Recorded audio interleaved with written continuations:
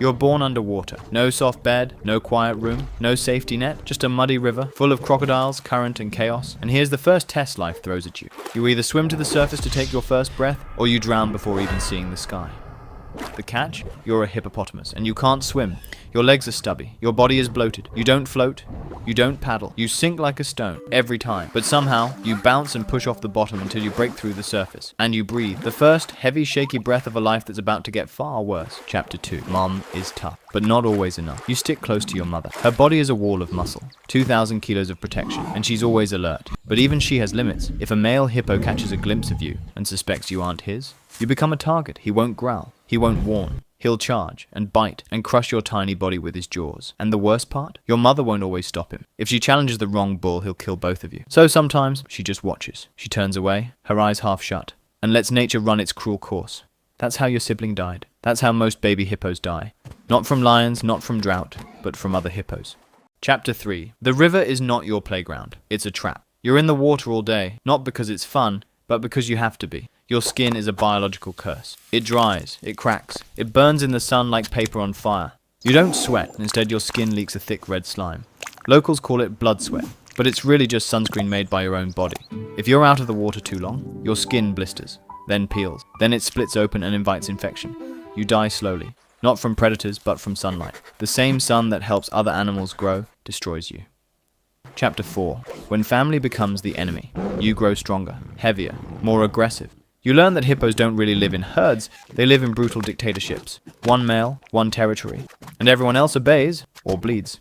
If you're male and your tusks start growing too long, you're a threat. The dominant bull notices, and he doesn't forget. He waits, watches, and one day when you yawn just a second too long, revealing your tusks, he attacks. No warm-up, no standoff, just rage. He strikes like a freight train, mouth wide enough to crush your skull. He'll bite your spine, your guts, even your leg. If you're lucky, he just kicks you out of the river. If not, you float upside down in the same waters you once called home. Chapter 5. Crocodiles, lions, and unspoken rules. Most animals stay away from adult hippos. Lions give you space, leopards ignore you, crocodiles fear you. But if you're young, injured, or alone, you're fair game. Crocodiles will grab you from behind when you least expect it. They won't challenge you directly, they'll wait until you're drinking, and then they'll strike, fast, silent, final. Lions have also figured it out. One hippo is tough, 5 lions, even tougher. They wait near drying rivers. When the water thins and hippos start leaving to find new pools, the lions follow.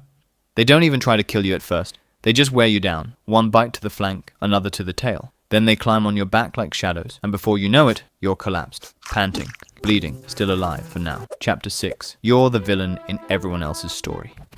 To zebras, you're a monster. To antelope, you're a landmine waiting to explode. Look at that hippo! He seems so grumpy today. To humans, you're a wild, unpredictable tank that kills more people than lions and elephants combined. You're not a predator. You don't hunt. You don't chase anything. But if someone crosses your space, you charge like a missile, 30 kilometers per hour, tusks first. Boats, you capsize them. Whee! Fishermen, you gut them. Tourists, you flatten their jeeps if they come too close. You're not evil. But your life is so full of stress, violence, and confusion that you can't help but explode sometimes. That's what stress does when it builds for too long in a body that wasn't meant to survive this long. Chapter 7. And you still can't swim even as an adult, even at 2 tons. Even when you've lived 30 years, you still can't swim. Your body sinks. Your legs don't paddle. Your lungs act like ballast tanks, not flotation devices. You walk underwater. You bounce. You push off the ground like a zero-gravity astronaut. And you do it all in silence, because you know that anything swimming above you could be a threat. Even now, you never feel fully safe. Not even in the water you were born in. Chapter 8. Drought is your worst nightmare. It's the dry season now. The rivers shrink. The air gets hotter. The pools turn to mud, and suddenly the crowded piece turns into a boiling war zone. Dozens of hippos packed into one dying waterhole, skin to skin, tusk to tusk. Every hippo needs space, but there's no space left. Your wounds stay open. Your skin cracks from sunburn. The water isn't even water anymore.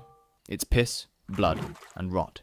You're standing in your own sickness, and you have no choice, because if you leave the water, you roast. If you stay in the water, you suffocate. You watch weaker calves collapse. Their bodies float before being trampled into the mud.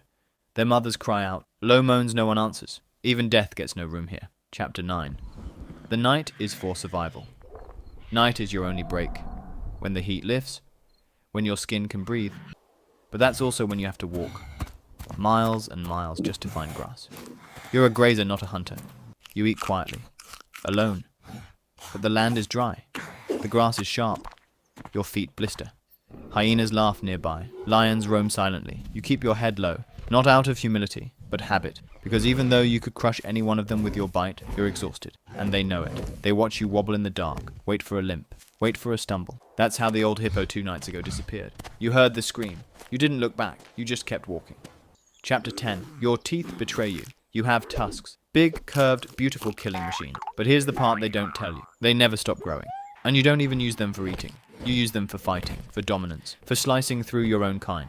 But if your bite alignment is off, even slightly, your tusks can curve inward. They'll grow into your own skull, pierce your own face, and kill you from the inside. No lion needed, no poacher, just your own body, doing what it was designed to do, too well. You don't cry out. Hippos don't have time for grief. You just suffer until you stop. Chapter 11. Motherhood is a gamble. You finally reach adulthood. You've survived the droughts, the bull attacks, the silent nights of hunger.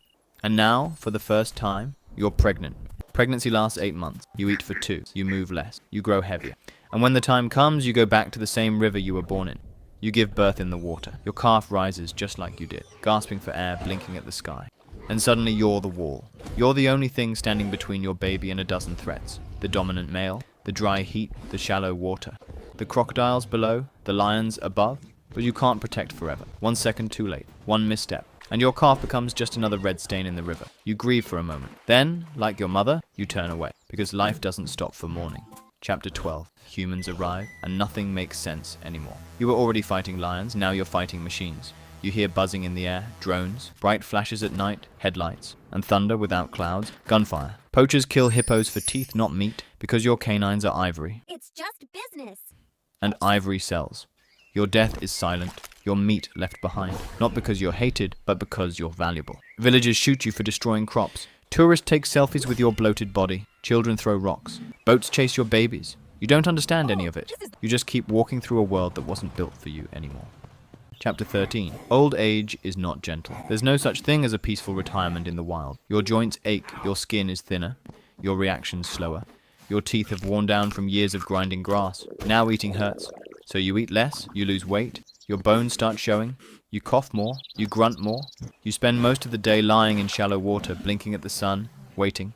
Young bulls don't respect you anymore. They bump into you, push past you, treat you like you're already gone, and maybe you are. Because in this world, if you're not the biggest, the strongest, or the fastest, you're just in the way. Chapter 14. No funeral, no farewell. One morning your body doesn't move. The sun rises, the water warms, other hippos pass by, some sniff you, one steps on you, but no one stops, no one mourns, you don't sink, you float. Then the crocs arrive, not with hatred, just hunger. They bite slowly, pull gently, begin to peel back the layers. Your life, 40 years of battles, hunger and survival, ends the way most do, quietly, with your body drifting, bones exposed to the sky, and no story left to tell, except this one. Being a hippopotamus means being powerful, but never safe. It means being feared, but rarely understood. And for everything you survive, there's always something new waiting to take your place. Life as a hippo? It's brutal. But trust me, there's another animal out there that has it way worse. Want to find out which one? Click the next video and let's dive deeper.